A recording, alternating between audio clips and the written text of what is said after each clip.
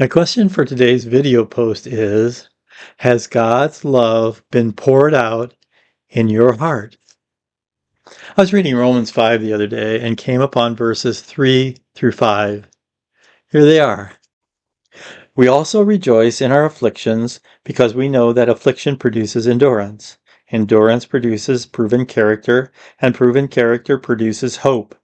This hope will not disappoint us because God's love has been poured out in our hearts through the Holy Spirit who was given to us.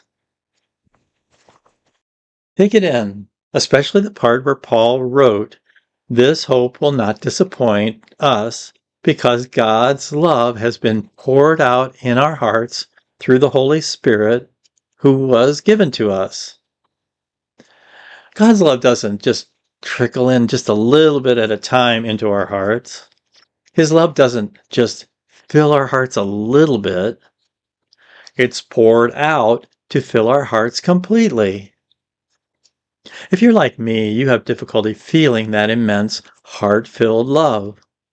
We think that we're not good enough or important enough to feel it. But whether we feel it or not, Paul wrote the verse as a fact, not just a feeling. When we take his words at face value, we can then recognize the fact that we have our hearts full of God's love in good times and bad, even when we don't feel good or important enough. I'm retired now, and I wonder what I have left to give to my world and the people around me. Charlie Kirk was a Christian who was a legend, but is now gone. He had such an impact on so many people. I think of myself as sort of a peon who can never live up to anything like Charlie Kirk did. People around him called him a joyful warrior who faced adversity with a smile, joy, and enthusiasm. In essence, with a heart filled with God's love. I don't want to lift Charlie up to sainthood.